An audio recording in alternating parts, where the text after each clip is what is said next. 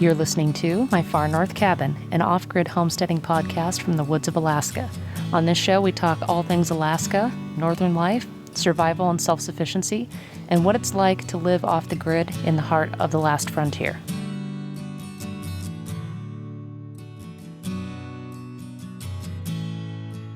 Hi guys, thanks for being here. I'm finally back. I took a pretty extensive break for November and December. I don't even have to tell you, off-grid life in the woods of Alaska gets pretty intense during those months. And, our days are short, lots of snow, lots of cold snaps. And the holidays, on top of all that, made committing to the show a little bit difficult for me. So I took a bit of a break. And also, I was dealing with some health issues for the last month, and I'm finally starting to get a handle on it. So I'm coming out of hiding to start doing the show again. So I'm going to try to bring you guys an episode a month, which at the moment is what I can realistically commit to, because I've also been really hard at work designing for my crochet business, Penny Lane Crochet, and I had a pretty big project reveal this month. But I didn't forget about you guys, so thanks for tuning in, and a big thanks to my patrons on Patreon for making this episode possible. Specifically, huge thank you to my patron Stan. With your help, I've gotten some amazing new recording equipment for this show, and it's helping me out a lot. So thank you for that. And I also want to say happy birthday to my mom, Corey, who came on the podcast with me for both my last episode, which was the Halloween special, where we talked about surviving our favorite horror films together, and it was so much fun. And she also came on the show to talk about her experience with sewing her own clothes and crocheting, which was episode 2 of this podcast. So I urge you to check out those episodes if you haven't already. She's so funny and knowledgeable. So a big fact of life that you absolutely must accept if you're going to live in Alaska or you're already living here or in any cold climate is that you're going to be cold. And if you live off the grid, your year is probably going to revolve around preparing for cold and snow. And that means getting your home ready, gathering provisions, cutting and storing firewood, as well as making sure that you have all the right gear that you need to stay warm. It might also mean getting your children ready or taking measures to make sure that any homestead animals that you have or want to have are going to be well protected and fed during the harsh winters. In episode 1, I talked about the selection of a homestead site or a cabin as an important part of prepping for the long winters, because being careful about that choice will determine your workload each winter. Also, in episode 5, I discussed sort of what we do to get ourselves and our cabin ready for the long winters and what's on that list and why we do all those things, which includes, maintenance tasks, power and water, insulation, firewood, all that stuff. So if you need a refresher or you haven't heard those 2 episodes yet, I urge you to check them out before diving into this one, because it's going to get into the details of that side of winter preparation. For this episode, I want to talk more about what you need to do to prepare and take care of your body during the cold winter months. We'll talk about clothing and staying aware of your environment, what are some good general habits to develop, and a good idea of what to expect during a typical Alaskan winter. And I also want to get into how to be safe when working in the cold and what to do in an emergency and how to prevent those emergencies. So first and foremost, why don't we start with talking about clothing? So you probably heard the phrase that there's no such thing as bad weather, just bad clothing. Well, I'd change it to there is such a thing as both bad weather and bad clothing. And the cold winters in Alaska can be particularly harsh. And that's largely due to the shorter days that we have between December and January. And the fact that our cold winter weather really kind of starts in October, sometimes mid-September, and doesn't let up for about 6 months. We also don't experience much snow melt throughout the winter, so it just kind of piles up and doesn't go anywhere until at least April. So this means that there's a lot of work to be done during the long season. And if you're off the grid, there's even more work to be done. Tasks like more shoveling and moving firewood, keeping roofs clear that don't shed snow easily, keeping generator sheds, propane tanks, wells, wood sheds accessible all season long. And this means that we get moving a lot outside. And when you're all bundled up, it adds a large degree of difficulty to doing these activities. So if you're new to this, it might seem like putting on a big bulky coat is going to be enough to sort of protect you from the elements and keep you warm enough. And I do have a lot of big bulky coats, believe me. But the fact is, the most effective way to keep yourself warm enough is to wear multiple layers that can be added on or removed depending on what the conditions are.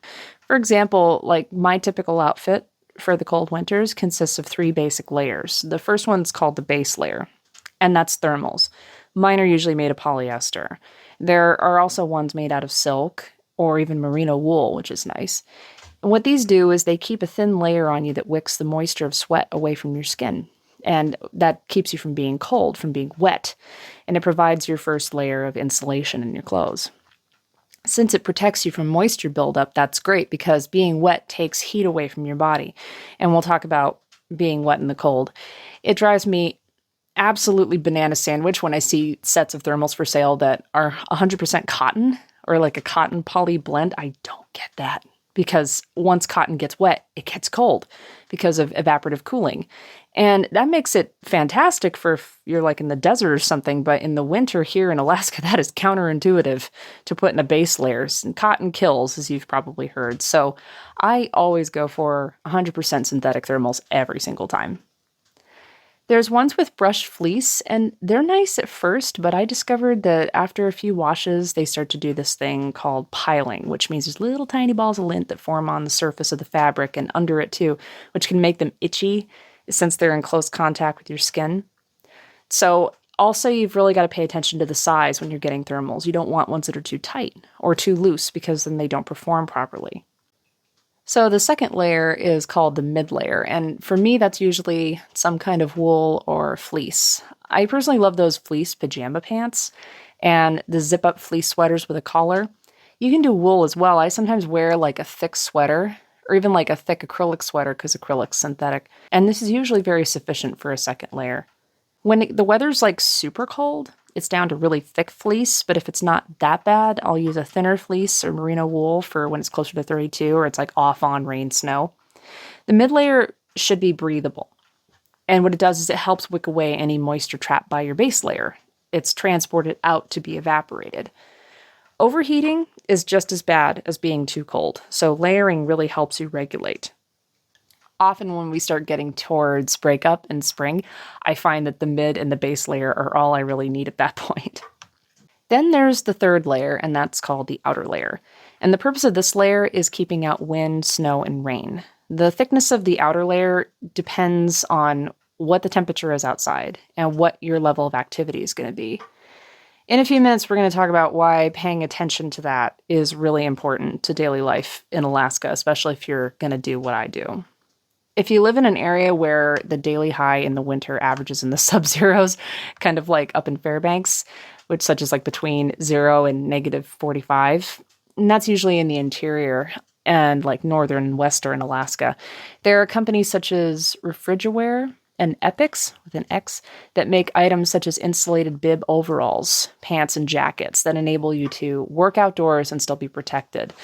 They're made of like thick nylon, with heavy-duty stitching, snaps, zippers on the pants to allow you to put on your boots easily, overalls that can be adjusted to keep you warm and able to move around, and lots of nice pocket space that's comfortable and warm. And a lot of this synthetic insulation is like scrupulously tested to make sure that you don't freeze to death while you're moving around out there. And I'll put some links in the show notes as well to these things. Jason and I have had a lot of success with this kind of clothing in our life up here for the extreme cold. We don't tend to get below negative 20 on average as a high, but when we have, this works really well. So there is a trick to getting the right fit for these outer layers. You have to make sure that you get a size bigger than you think you wear. I've made this mistake to accommodate your base and your mid layer. If when you put that jacket on, everything's too tight, it's actually not going to keep you warm enough. The same thing if it's too big. You want enough of an air layer to help insulate you. If you have everything on too tight, it's going to restrict your circulation, which can instantly make you a lot colder. If you're going to a store that sells winter clothing, what I find is helpful is bring layers to try things on with, including like thick socks if you're trying on winter boots, just to make sure that the fit is right. Another great outer layer that I love as far as jackets are concerned that works really well for a lot of deep cold temperature ranges are down jackets. Oh, these are great. They're insulated with goose down feathers, which are not only warm, they're also incredibly lightweight, which is a joy during the winter because wearing all that gear is really heavy. I like them for just deep cold temperatures where there's not a lot of wind and it's pretty dry out. I especially like the ones with the big hoods and the faux fur trim. You can even close those collars over your mouth and your nose to keep your face warm. And I like the ones that are long enough to go over the booty. The only time it's not a good time to wear them is, like I said, if it's really windy. Sometimes it tends to kind of go right through it, depending on how deep the wind chill factor is. Also, if you're going to be doing something like firewood where the branches can tear the nylon shell that holds in the down, it can be a pain in the butt to repair. And if the weather's going to be wet. Snowy days that are 32 and above, and in rain, your jacket can really quickly get wet. And once that happens, you lose all insulative qualities. And you'll get soaked and you'll get cold really fast. So stick to drier, colder, low wind conditions if you're going to wear down parkas and coats. So when it comes to pants, I like to have different options for different temperatures. For example, I have my Refrigiwear super insulated bib overalls for when it gets from 10 above down to negative 45. And then for temperatures between like 38 and 10 above, I have these Arctics snow pants with a thinner insulation layer. And you can also get away with regular snow pants for temps that aren't really severely cold. Just got to make sure that they have a good water-resistant fabric on the outer that won't instantly get wet in snow. There's a lot of snow pants that do that. I don't understand. Anyway, so another thing is, for those of us that have to sit down to pee, pants are lots of times better than overalls, but overalls are good when you need to make sure that your core is going to stay warm. Once you've gotten the right clothing for your body, what about your face and your head and your hands and your feet? Well, let's talk about the feet for a minute. Let's talk boots. Boots follow the same logic as your outer layer. You're going to want a couple of different options for different conditions. For extreme cold and snow, I have boots that have a snow cuff at the top of the boot to keep snow out. This can also be achieved with snow pants that have this inner elastic cuff near the ankle. You'll find that a lot of snow pants have this feature. And I also make sure my boots have good wicking layers inside the sole to keep my feet dry and warm. And a lot of insulative layers in the sole. And a separate insulated inner boot is often nice when you need to dry your boots out easily because it'll come out and then you can set it by the wood stove and dry it. And it's nice. Soft insulated uppers that keep the boot flexible in the cold weather are also really nice because in the cold, everything gets stiff and brittle. And you also want to consider what temps these boots are rated for. You can find that out. Cold weather clothing and boots have ratings. So it's good to pay attention to that in juxtaposition to what climate you're planning to live in. Also, you remember what I said about when your clothes are too tight? Well, this also applies to your boots. You really want room in your boots, not only to accommodate like thicker socks, but like I said, air. And that helps keep your feet warm. If your toes are smashed really tightly in the end of the boot, oh, they're going to get cold so fast. So I generally go about an inch to an inch and a half to 2 inches, sometimes bigger than I wear in regular shoes. Trying them on is best, but some of us, like me, have to buy online because of being remote. So measuring your foot and then calling the company you want to buy from has worked really well for me, rather than buying blindly on Amazon. And also, returns are easier for those of us who can't drive 100 miles to a UPS store, so you can work directly with the company and it's a little more friendly. Boots also do need a little bit of a break-in period, so it's good to try breaking them in before conditions really start to get intense. And about muck boots, I've had some success with these. They're neoprene and kind of tall, but they can be kind of unforgiving with their sizing, and you have to really make sure that they're like the Arctic rated boots, because if they're not, your feet are just going to be so cold. They also tear easily, eventually, and once they tear, there's really no fixing it, so don't exactly recommend those. I did for a while, but now that I've been through a few, I tend to not recommend them as much. Bunny boots, which are known as Mickey Mouse boots, are really big up here, and they're used by the military, and they work down to 60 below, and they work by having a liner-free interior, and it holds on to warmth by kind of sandwiching 1 inch of wool and felt between two vacuum layers of rubber. But these can be kind of uncomfortable for some people. So ultimately, when it comes to boots, you got to find what works for you. So I hope you don't mind the pops and clicks that you might be hearing behind me. It's not static interference, it's my wood stove, which is, I guess, all the more appropriate for our topic today. So hope that's not bothering you guys. Oh yeah, hats. When it comes to hats, I use, first of all, I use fleece ear warmers. And I also like to crochet my own by making a double layer of soft, like wool fabric that I sew together. And I wear those under all my hats. And it's a really nice addition. And my favorite hat to wear in the winter, above all, is called a trapper hat. And that has big, thick ear flaps, a muff across the forehead, and thick insulation in the inside. And these are hands down my favorite in the winter. They work so well, with or without an ear warmer. And the ear flaps do the job of muffs over my ears. Jason, he likes to wear knit beanies that have thick insulated interiors. I don't recommend thin beanies, skull caps, or any knit or crochet hat that isn't really thick or insulated on the inside. If I do wear crochet hats, it's usually with I've made it with a bulky yarn that's not going to leave a lot of holes that allow wind or cold to come in. And I also use something called a balaclava under my hats when it's really cold. And that's a ski mask. But it has a wider opening for your face where you can pull it up over your mouth or down around your chin, and it goes up over your whole head. And this helps a lot if I'm going to be riding the snow machine.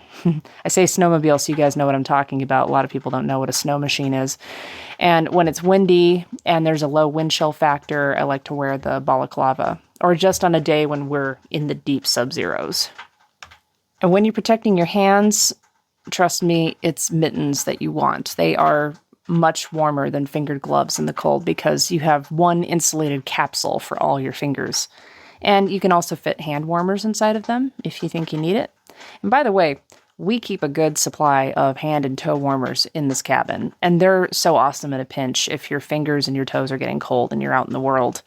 And I just found out that they make reusable hand warmers. I recently got some of these and they're so cool. And in your boots, like I said before, you got to stick with socks that are primarily wool. You can get away with thinner socks if you have good insulation in your boots, and thick socks are awesome as long as they don't make your feet sandwich too hard in the boot. So if you have enough room for a toe warmer in the end of your boot, that's also handy. So when I'm indoors, I am not afraid to wear pajama-style clothing like fleece and long underwear. I have fuzzy slippers. I have synthetic mucklucks, not the real mucklucks, which are made by the Inuit that are traditionally crafted from reindeer or seal skin. And those are sort of indoor-outdoor wear, and those are amazing. But no, I don't have those. I have the cheapy knockoff ones. I also have some bear paw boots, which are really nice because they have like a shearling kind of interior. And I always make sure that my clothing has a chance to dry out if it gets wet. Not just from snow, it can get wet from your own foot sweat. And if you're wet inside your clothing, even if you're warm from the materials that you use, it will eventually start to feel cold at some point. So it's important to stay dry. When I'm all done working and sweating for the day, I get my gear off and I put it a safe distance from the wood stove to dry out and change my clothes. If you're traveling in the Alaskan backcountry in the winter, basically just anywhere in the winter, there should always be two crucial parts to your survival kit, which, are you bringing a survival kit? You should, especially if you're going to travel far away from your home, if you live in the woods or, even if you don't. And you should keep one in your car or in your truck as well. Two of those really crucial things are going to be fire starting materials and an extra set of dry clothes, socks included. And there are all kinds of situations where you can get soaking wet, snow collapsing under you if you fall while walking, or snow falls on you from a tree or from, a hidden avalanche or something, burying your snow machine, hitting hidden water. That happens too. Sometimes when people are traveling across ice, sometimes, and you can get wet. And when you get wet, you lose body heat about 10 times faster. So if something like that was to happen and I had no way or time to get home and make a fire, what I would do if I was in the backcountry here is I would make a fire right where I was. In the woods out here, we're surrounded by firewood. Lower branches off spruce trees are usually dry, and they make quick kindling and good firewood. And we're surrounded by birch trees, and the bark is great to start fires with. The colder it is, the faster you have to get a fire built. Take off your clothes if you're wet, and get naked and put a pot on the fire to boil some water for your hot tea, and put out sticks to dry your clothes. Oh, and that reminds me, another really important piece of kit that I have that's also in my first aid kit is a space blanket or emergency blanket. And it looks like metal when you open it up, but it's actually made of mylar or a thin, high-strength plastic called polyethylene terephthalate. And what it does when you wrap it around you is it reflects 90% of your radiated body heat back to you. So it creates this kind of capsule of heat. So if I was sitting there trying to dry my clothes and get warm, I could put that around me to keep me warm while I'm waiting to dry off my clothes. I keep decaf tea and sugar in my survival pack, which is an excellent way to warm yourself from the inside out while you're getting warm and dry from your fire. So let's talk about the 4 different ways that you lose body heat in the cold, because this is really important to understand. And if you have this basic knowledge, it will help you make better choices if you're dealing with the extreme cold.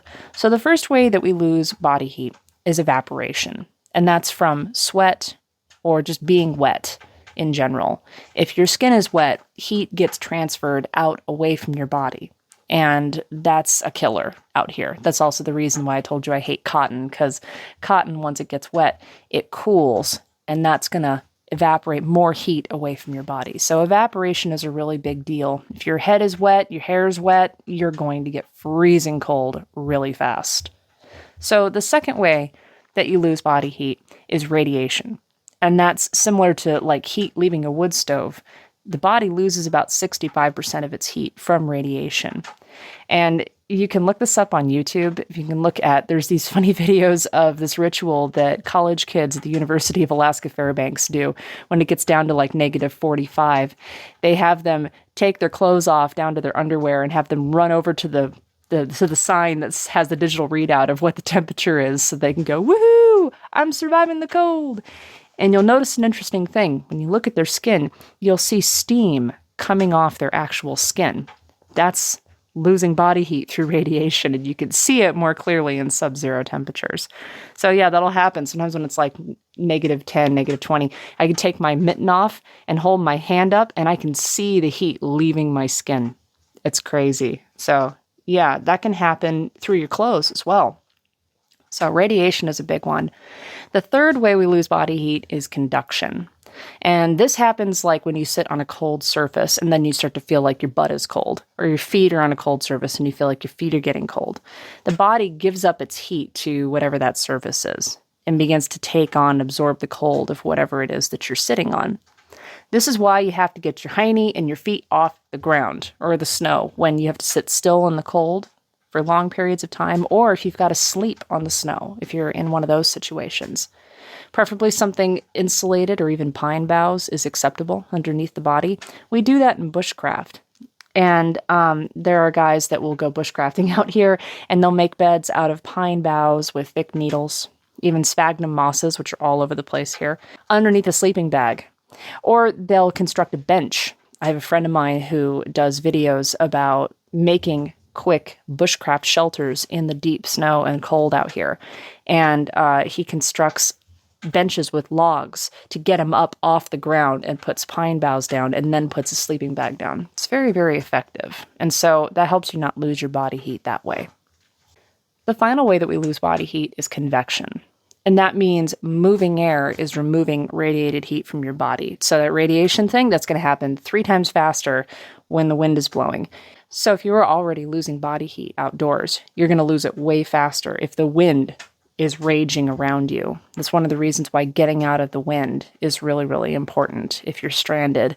Or protecting yourself really well if you're riding something like a snow machine, because if you're going fast, that's creating a wind chill factor around you.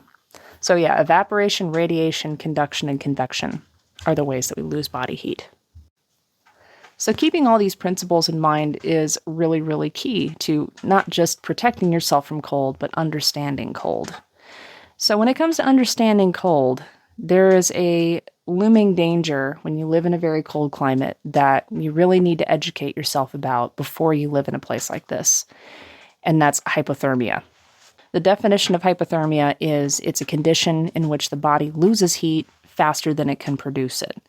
It's a significant and potentially dangerous drop in your body temperature, and the most usual cause is prolonged exposure to the cold, especially when you don't dress right, like we just talked about, getting wet, being undernourished, being unprepared. Also, there are risk groups like the elderly, the immunocompromised, babies, children are especially susceptible to this.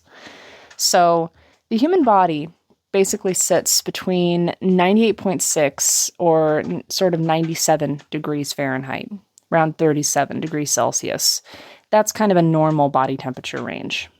But once it gets below that point, it starts to work harder to warm itself up. And this creates kind of a vicious cycle. So once the body falls below 95, your heart, your nervous system, brain, and your other organs can't work normally. And if it stays that way, it can lead to heart failure, respiratory failure, and eventually death.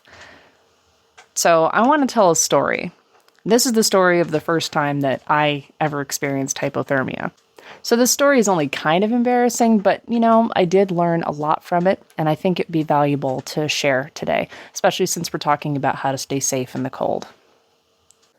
So it was 2016, and we just moved into our cabin. It was October. And this is where we learned that winter in Alaska technically starts in late September, early October. And we had winter gear that we'd purchased. We did go and do a big shopping trip and get a bunch of winter gear. But I hadn't yet learned the value of layering properly, when I should use certain gear and when I shouldn't. I was used to winters in Oregon. I didn't realize how sneaky the cold weather can be here, as well as what good daily habits with my body were. We had both been working outdoors a lot throughout the week, and this particular day we had been working into the late afternoon and past sunset, and it had been a clear day and a clear night. There wasn't any snow on the ground yet, but the ground was frozen. I had on some insulated pants, like Carhartts, and a fleece zip-up. I had no base layer on. My boots weren't my snow boots. They were okay, but they weren't really that great.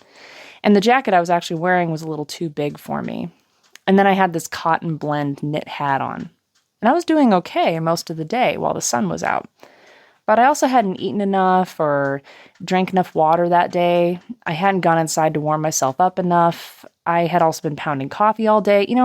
I have ADHD, so sometimes I get powering through tasks and I don't check in with myself.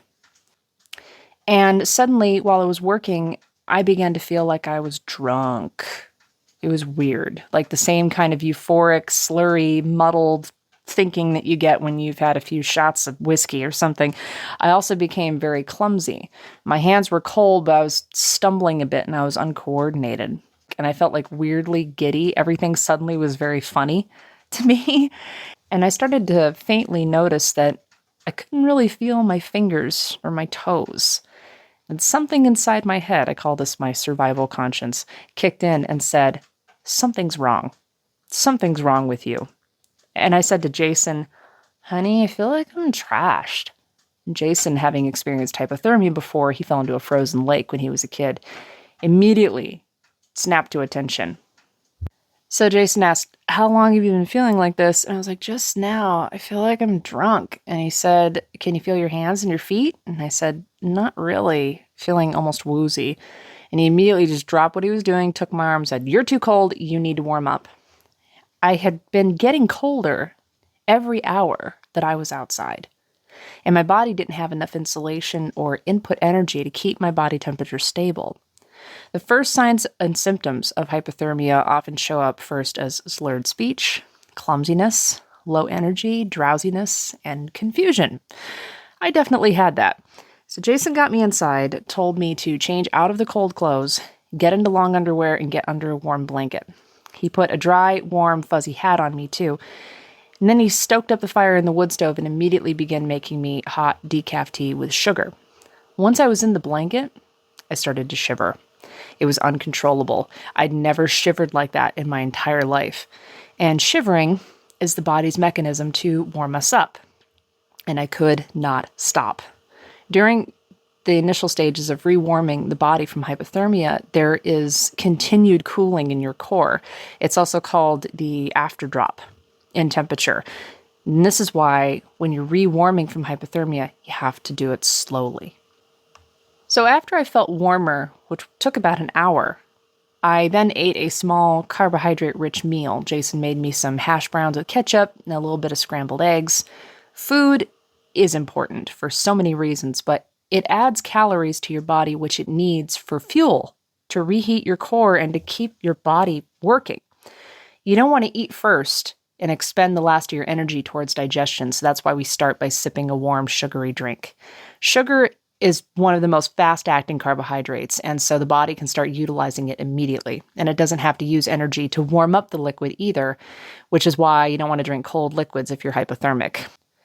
So after all this, I began to feel like my shivering was slowing down, and after almost 2 hours, I was okay enough to venture out of the blanket. Before then, if I'd opened the blanket, I'd start shivering again and had to close it. It takes about 1 to 2 hours to completely recover from just what I had, which were mild symptoms.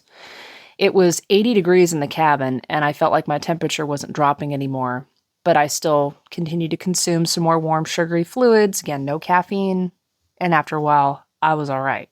But it was really, really scary. It only has to happen to you once, then you know what to look for in the future.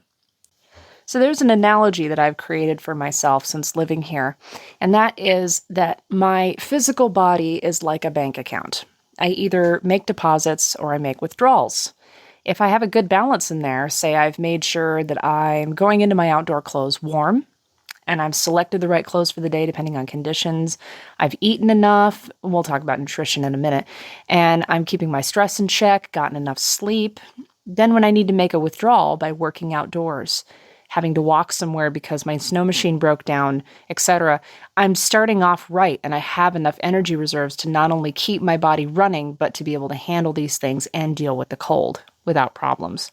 If I don't have enough in that account, say I haven't done one of more things on that deposit list, then I'm making withdrawals, and I'm in danger of going into the negative, into the red. Then I can't catch up with myself. My body can only do so much, and winter conditions are always extra stress. So I like this analogy. It's been helpful to me because it reminds me to be self-aware. I'll ask myself, have you made enough deposits today? How many withdrawals do I need to make today? And as my story shows, the first thing to go when you're too cold is the ability to be self-aware. Just like when you're drunk.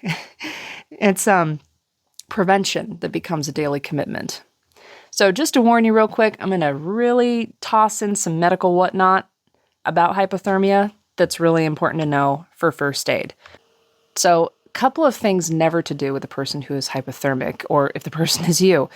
Never put them in a warm or hot bath. I know that sounds counterintuitive, but seriously, don't put anything too hot on them or yourself. Rewarming always has to be done gradually. If you rewarm the body too quickly, it can cause a sudden and really drastic increase in your body temperature, which leads to things like shock, cardiac arrest, and even burns. So you should keep yourself or the person a moderate distance from a heat source, change them out of any wet clothes, and put on something that's dry and warm. And use blankets. And you'll want to sip hot tea, preferably decaf or herbal, with sugar. Don't chug it, be gradual. I know it's an emergency to get warm, but you don't want to make it worse by kicking the heart while it's down. You can also use warm water bottles within blankets to keep it warm in there. Just don't put them directly on your skin. I have a hot water bottle. It's flexible and it's great for when I need to warm up my core or a space really quickly. The big risk factors for hypothermia, which can even happen to you in 40 and 50 degree weather, are being wet, exhaustion, and exhaustion's a big one because your tolerance for cold diminishes greatly if you're heavily fatigued. Exertion while working, walking, doing firewood's another one because you're asking yourself for more energy over what it needs. And medications like narcotics, sedatives, recreational drug use, alcohol, and having low blood sugar, and of course being in the at-risk groups that I mentioned before. The elderly and children have a lower ability to regulate temperature and cold. And of course, the smaller you are, the faster you lose body heat. So you guys got to know this too. Alcohol use is a great way to get hypothermia. We've all seen the trope of the guy taking a nip of whiskey to warm up. Well, I'm not going to poo-poo recreational drinking outdoors in the winter because a lot of us do it. We have outdoor bonfires here, get-togethers, and we drink beer. It's no big deal. But if you go out the door trashed in the cold, you are not only not mentally sound because your inhibitions and your reason are impaired, and putting yourself at serious risk if you decide to pick up something like a chainsaw or drive somewhere. Alcohol also tricks your body into thinking it's warm. And the reason this happens is something called vasodilation, which means all your blood vessels open up really wide throughout your entire body so blood can flow freely around you instead of concentrating at your core. And this makes you feel warmer, but actually you're speeding up your risk of dying from hypothermia. Vasodilation is what happens usually when the body finally surrenders to the cold before loss of consciousness and eventually death. Someone who's stranded in the cold hasn't been able to get warm enough and has gone through the early stages of hypothermia will eventually reach this point and suddenly start to think that they're feeling better because they feel warmer. Then it begins to feel like they're burning up. So hot, in fact, they start removing their clothing because of how hot they feel. This is a phenomenon called paradoxical undressing. And of course, once your clothing is off, there's a phenomenon that often has occurred after this called terminal burrowing, where right before a coma, the human mind can revert to its most primal state, almost like a hibernating animal, and the person begins to burrow a hole in the snow or hide underneath something. So throughout ages, folks who have perished from hypothermia have been found in the snow or underneath something, missing all their clothes. It's also known as hide or die syndrome. The point is, you don't want to even get to this stage, okay? Now, while you can do first aid for mild hypothermic symptoms like what happened to me, it is still technically a medical emergency. You should let a doctor know that you experienced this and get a checkup on your basic health after you recover. I did. And if you have any doubts at all about your safety or that of another person, if you're going through it, especially with young children or the at-risk groups that I mentioned, always call 911. Remember, hypothermia, even in its early stages, if it's left untreated, it escalates really quickly. So if someone is shivering uncontrollably, they can't speak, they're slurring their words, they feel cold, especially if there's loss of consciousness, that's always a 911 call. In the woods, they may have to medevac you, so while you wait for emergency services, you keep the person and yourself indoors. Don't make sudden movements that can trigger dangerous irregular heartbeats, because remember, your heart is completely overworked. Use dry clothes, use warm blankets. Another symptom that sometimes happens if I've been too cold for too long is heart palpitations, or the fight or flight response is more commonly known. I've learned that this isn't necessarily the sign of a heart attack, but it's your body kicking into emergency mode to try to warm you up by raising your heart rate. But unfortunately, this just uses up more energy, and so the temperature continues to drop. I watch myself in the cold for panic attack-like symptoms, sudden fast heart rate for no reason, with no, moving something or expending energy or moving quickly, and suddenly just my heart's pounding. That's an early sign that the body is too cold. So your body's going to do whatever it can to protect you.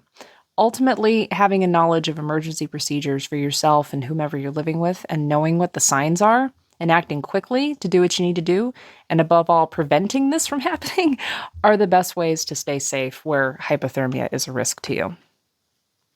So what about frostbite? Well, luckily that's never happened to me, knock on wood. But I know people who have experienced it, and some have even lost body parts because of it.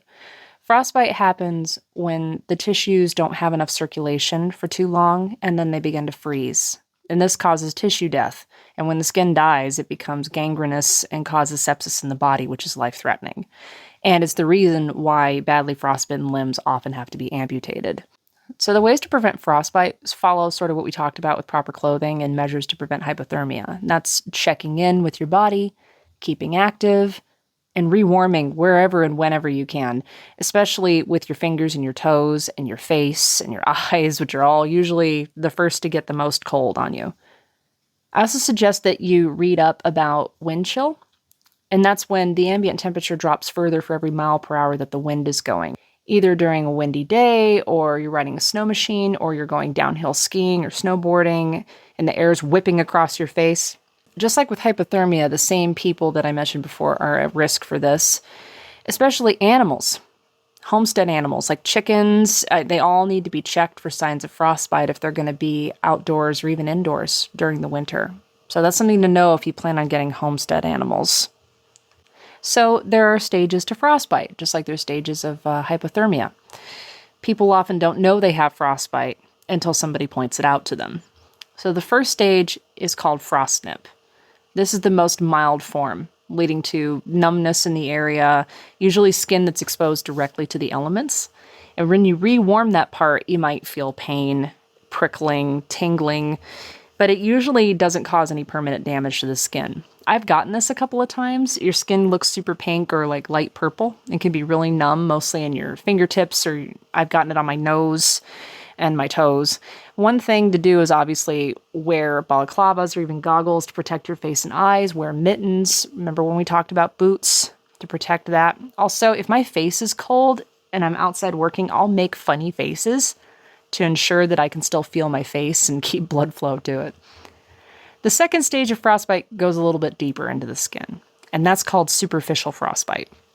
And even though the word superficial is on it, this really needs to be taken seriously. This will actually change the skin color to make it look pale and hard, even waxy, and the skin begins to feel warm, which is serious. If you treat it with rewarming at this stage, the surface might look weird and be accompanied by burning, stinging, swelling, and eventually, later on, fluid-filled blisters will show up. And at this point, you really need to seek medical attention to check for serious damage to your skin. And then the last stage is deep or severe frostbite. When it finally progresses through all the layers of your skin, because you have many layers to your tissues, to the tissues below it, then the skin actually turns white, blue-gray, even black if it's really bad, and you'll lose all sensation of cold or pain in that area. You lose mobility in affected joints and muscles, and they can stop working completely. There's usually no saving these parts of the body when they are this affected by cold, and often amputation is necessary because the skin will become gangrenous from lack of blood supply and die, and that becomes poisonous to the rest of the body. You've probably heard of people losing fingers and toes and even pieces of their face from frostbite. So if you or somebody else has superficial or even really severe frostbite, you got to get to a warm place out of the wind and out of the cold. You got to remove any wet clothes and protect the frostbitten area from further exposure to the cold. And you've got to start rewarming the skin as soon as you can. But just like with hypothermia, you got to do it slowly. What is often recommended for frostbite is wet heat, like warm, wet washcloths that you change as they cool off. And to not use heating lamps, heating pads, or electric blankets because frostbite impairs your ability to feel if you're getting a burn. And it's definitely not recommended to rub or massage the frostbitten area because you can cause further damage to the tissues. And also, if there's a chance that the area is going to refreeze before you can get help, it's often recommended to not rewarm it until you're in a place where you can get help. You have to rewarm the body differently depending on what part is actually injured. Lots of times they'll give you just a little bit of over-the-counter pain relievers, take a look at you and determine that you're fine. But for more severe frostbite, sometimes it's the emergency room and they have to actually check into how badly your tissues are damaged and how deep it's gone. It's also recommended to not walk on frostbitten feet. If you absolutely have to walk to get care, they want you to not start thawing your feet till you're finally somewhere where you no longer have to walk, because thawed tissue is more easily injured than frozen tissue. So, I mean, there are stories of Alaskans who have amputated their own frostbitten fingers and toes, but these are usually really extreme circumstances where immediate medical care isn't available due to being remote. And if you want to listen to episode 1 of this podcast, I actually got into why access to emergency services is a really important part of choosing where you want to live if you're planning to move here. Winter has multiple risks, and first aid really only goes so far. So, I mean, even if you have a trauma kit like I do. So a lot of the same protocol for hypothermia also applies to frostbite, and the two conditions can absolutely coexist. So it's important to be self-aware, have others around you be aware of themselves, and and also limit your time outside and rewarm yourself regularly. And you just got to know what it looks and feels like. So after all this, it's really easy to conclude that, man, all the things that can happen to me in the cold, it can be pretty scary. But it doesn't have to be. It doesn't have to be a constant looming threat. All you have to do is exercise good habits, as well as having good gear and picking very carefully where you want to live. So I wanted to talk about some of those habits that I've developed since living here and have had some of my experiences with getting too cold. Personally, I believe that old adage about how an ounce of prevention is worth a pound of cure. So good habits in everyday life, as well as preparing yourself for the cold, like we talked about in episodes 1 and 5, are the best prevention for any serious situations. So what's the first good habit? That's awareness. Awareness means checking in with yourself, checking in with others, especially in times of stress, cold snaps, days with heavy snow, when something's broken down unexpectedly, and any kind of outdoor activity. So if you have children or anyone who is nonverbal, it's good to check inside their gear often to see if their skin looks okay, feel their face, feel how cold or warm they are, and practice regular rewarming. We often say, okay, time to take a break, warm up, and we all go inside, have some hot tea and some food, get warm back up, then we go out and finish what we were doing. No matter what's happening, it's always worth it. It takes way less time to have a quick break than to go through all the time it takes to deal with an emergency of being too cold. So the second habit is a lot like the first one, and that is to stay ahead of the weather.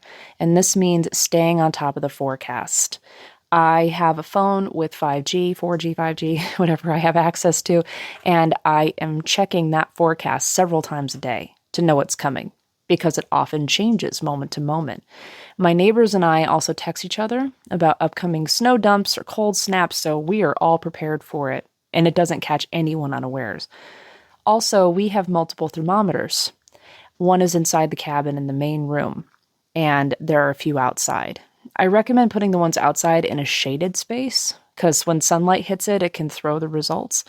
And I think digital thermometers are great, and they can be really great for indoors. But outdoors, Alaska's very good at destroying things, and I've seen digital sensors get obliterated in our conditions. So outdoors, I use the old school mercury thermometers, and I've never had a problem with those, and they're always pretty accurate. Inside your home, you never really want to have it hover below 60 degrees for too long, because it doesn't sound like that much, but the longer that you are not completely warm enough, it will absolutely catch up with you. So we tend to keep our cabin around 70 degrees, 70 to 80 during the winter. The third good habit is nutrition. In the winter, we naturally have to eat more. Just dealing with the cold, it makes your body want to expend more energy and therefore require more energy. Even just being a little bit cold will use a lot of energy and water. It's important to stay hydrated during the winter, and it helps maintain your blood pressure and helps distribute nutrients throughout your body. And if you're in a potentially hypothermic situation, you have to drink warm liquids, like we talked about. And if you drink anything cold, your body will have to expend energy to warm up the liquids. So, like I said, you don't need any more withdrawals. So, also about to get controversial here, a lot of us love coffee, but when it comes to extreme cold and having long exposure to it, I tend to ditch coffee or anything with high amounts of caffeine. I do that because caffeine is a diuretic, which means it makes you pee a lot, including other fluids in your body, which will make you dehydrated. And dehydration, like we talked about before, will make your arms and your legs get colder much faster, and caffeine increases your heart rate, which begins to sap energy from the body. So I go for decaf teas, herbal teas, and have a good balanced breakfast that includes protein and complex carbohydrates before going out in the cold. And you remember how we talked about the body bank? We want to put a lot of deposits in. So during the winter, I eat many small meals throughout the day, keeping a steady supply of energy going. And this also applies double if you have kids. Foods that are ideal have a lot of protein and complex carbohydrates like whole grains, meat, eggs, some healthy sugars, and fats. You definitely need fat in a cold climate because not only does a little bit of body fat insulate your body, it also helps your body process your vitamins. So it's really important to have that too. Protein and whole grains also take a long time to break down in the body, and they won't spike your blood sugar, and they give you a good steady release of energy all day long. And of course, who doesn't love soup season? I love soups and stews during the winter. Awesome on a cold day. So the fourth good habit is staying active. The more inactive you are, the colder you're going to be. It's just as important to get moving in the winter as it is at any other time of year. But it's really hard because of how nice it is to just kind of sit and be warm and do comfy, cozy things by the wood stove. Instead, in a situation like mine, where I'm in the woods in an off-grid cabin, I will take walks outdoors. And indoors, I have a yoga mat, and on that I can do cardio with videos on my phone, lift some hand weights, or do resistance training, or even yoga to stay fit. And that improves your overall circulation and your overall health, and helps your metabolism, and that definitely contributes to you being able to stay warm enough. And finally, the fifth good habit is don't become complacent. You can have all these good habits, right, and take care of yourself and others, but then life happens. Things get complicated. Things get stressful. You have one day where just everything seems to go wrong and you're preoccupied with it. And then you start making withdrawals from the body bank without even knowing that you've done it until it's too late. This still happens to me to this day. But if you catch yourself, you check in, you make a habit of checking in with yourself like, am I stressed? Am I too cold? Did I forget to eat? Do I need to drink water? Do I need to go warm up? Is that more important than what I'm doing right now? That is always going to help. That's when you learn how to be focused and aware and keep yourself or someone else from experiencing an unnecessary and potential emergency. Remember, your survival is always more important than disappointing someone, being late, not meeting a deadline, or being embarrassed. Remember that. Well, so we talked about a lot today with dealing with the cold, the dreaded cold in Alaska. We talked about selecting the right clothing, how to spot hypothermia and frostbite, and what to do about those things first aid-wise, and how to have general good habits to keep yourself strong and tough in a place like this. In a time where so many more people are flocking to live here, there are many that are prepared, and then there are those who are naive and don't really understand the risks of where they're going.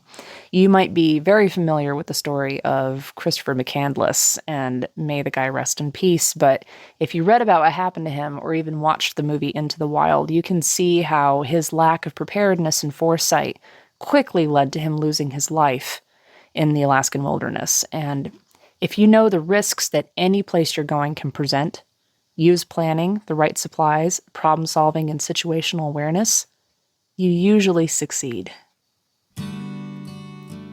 So I hope all of you enjoyed this episode. I'm sorry it took so long to come back, but it feels good to be back after such a huge break. And I wanted to make sure that this episode was a good one. So if you enjoyed it, you can follow me on Instagram at My Far North Cabin and tell me what you think. And if you'd like to help support the show, which really helps me out, you can become a patron for just $3 a month, and all you have to do is go to patreon.com/myfarnorthcabin to sign up. So thank you so much for listening to this episode and for checking out my podcast. I'll be back next month with a new episode. Until then, keep building that survival and homesteading mindset and stay wild.